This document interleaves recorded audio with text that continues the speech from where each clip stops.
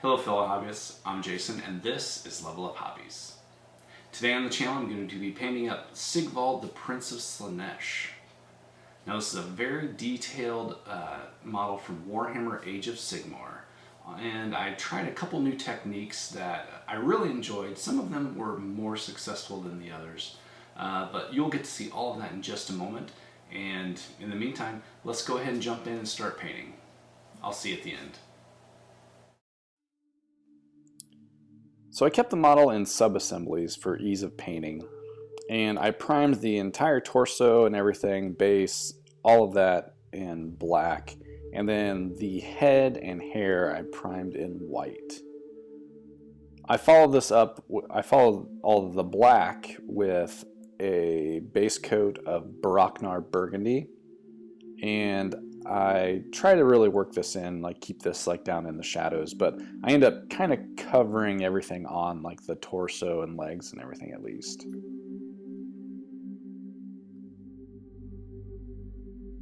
I also based the cape, his cloak, in this Baraknar Burgundy, and for this I left it darker down in the recesses and just kind of sprayed the upward areas of the folds.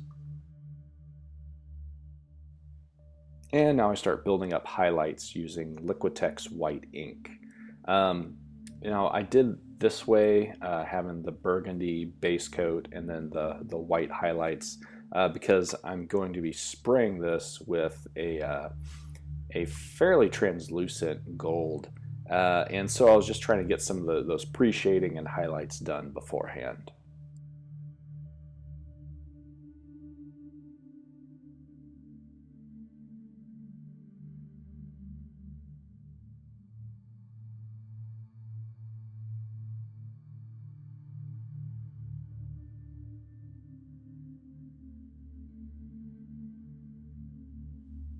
Using that same titanium white, I build up the color on the underside of Sigvald's cloak here, just so the one side is burgundy and the interior of the cloak would be white.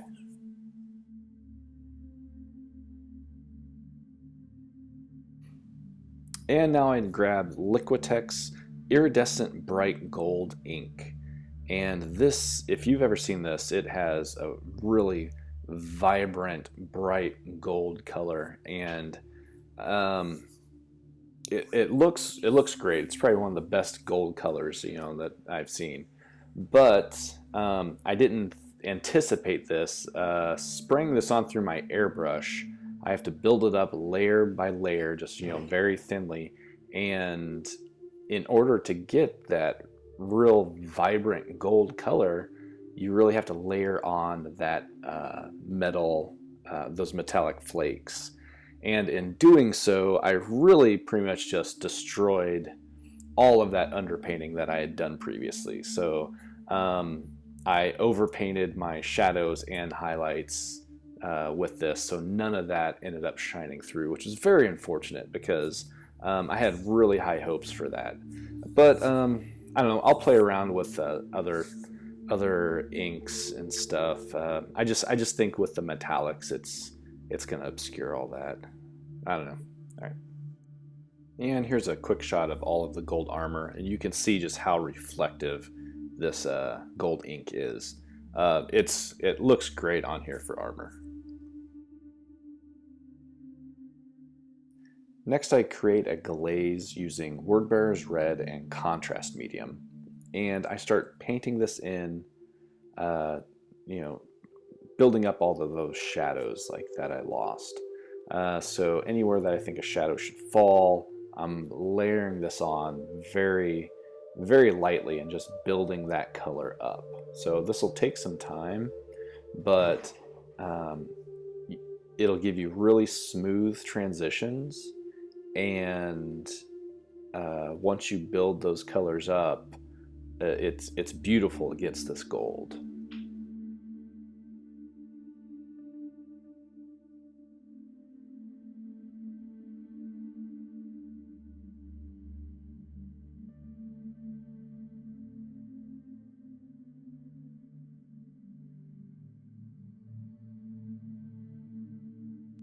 Now I take Sigvald brown contrast paint and I thin it down with some contrast medium.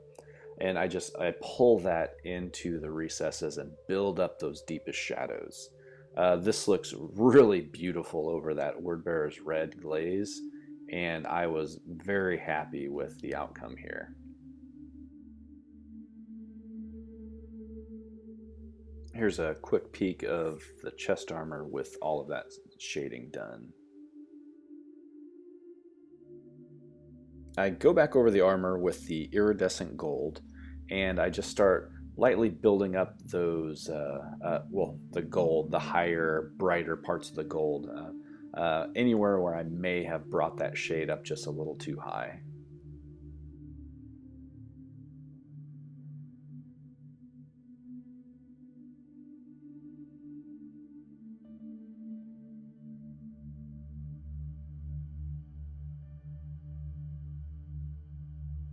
I mix up a highlight by mixing in Stormhost Silver with the iridescent gold ink.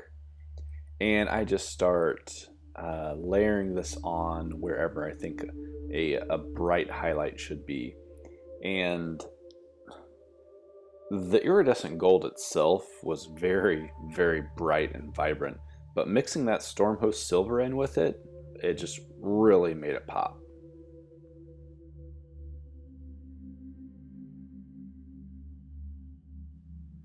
I start painting the hair with a wash that I make from Ushabti bone, and I darken it a little bit with some XV88, and that'll change it, the tone of it a little bit too.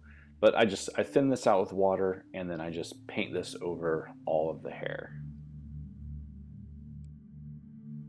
And then once that's all dry, I just highlight up the different strands of the hair with some wraithbone.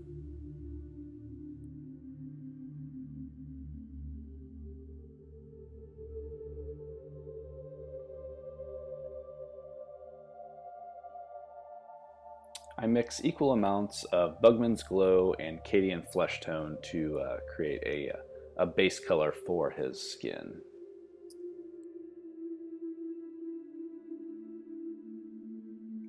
For an initial highlight of the skin tone here, I switch to just straight Cadian Flesh Tone and just start layering that up. I make a final highlight using Cadian Flesh Tone and Pallid Witch Flesh, which I lost that footage, so I apologize about that. Moving back to the torso, I create a glaze using Vallejo Game Color Jade Green, and I start building up those colors on the mirror shield. This is a very slow process, but I wanted the transitions to be very smooth for this.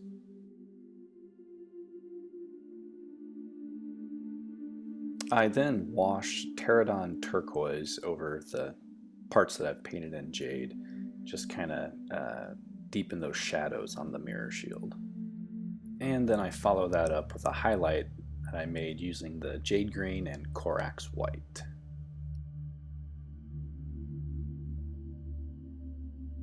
I take Vallejo Game Color Warlord purple, and through the airbrush I start building up those highlights on the cloaks.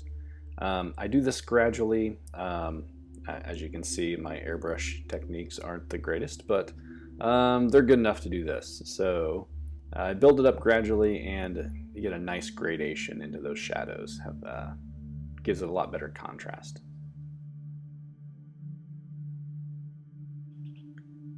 And for those embroidery details on the cloak, I grab some Corax white and just start filling them in. Be careful with this. Use the side of your brush at all possible. It'll keep the tip from kind of slipping over the side and ruining your paint job on the cloak. The base also received the initial spray of black and then the white over the top. And then I follow that up with just painting on Griff Charger gray over all of the sculpture, the statue bits that are on the base here. And I just paint this on pretty liberally, just because it's going to dry a little bit lighter. And just cover all the bits, and then we'll let that dry. and that's followed by a coat of the XV88 over all of the sand and dirt, like, you know, around the base. And then I take snakebite leather contrast paint and I just paint that over all of the brown. I'm not exactly sure why I chose snakebite in this situation. It did come out a little bit more kind of orangish, I think. But after I dry brushed it with the XV88 and then Ushabti bone, it really toned that down and it turned out looking pretty good. And with the base complete, I start attaching the model. So I'm going to start off with the torso, legs and torso here. And once this is on firmly, I start attaching all of the different parts of the cloak.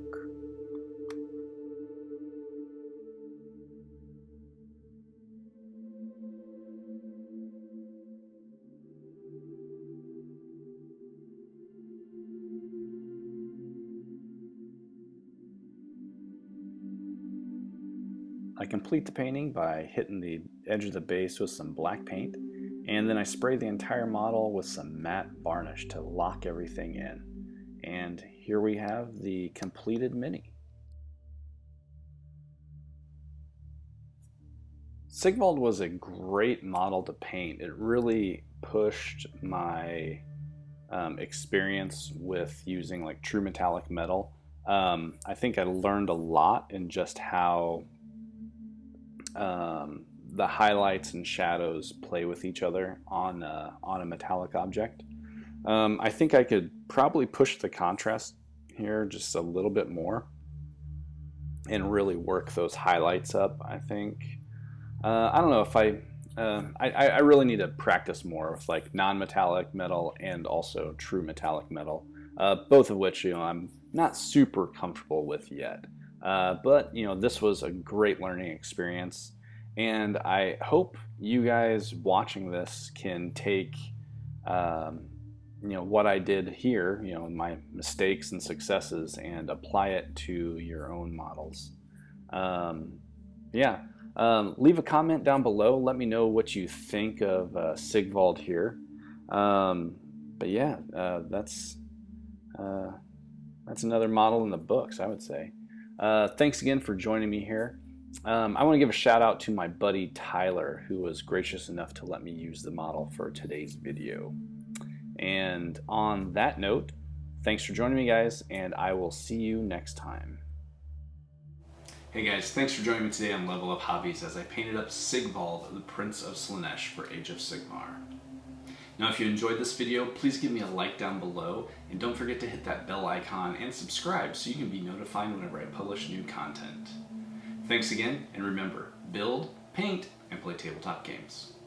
Later guys.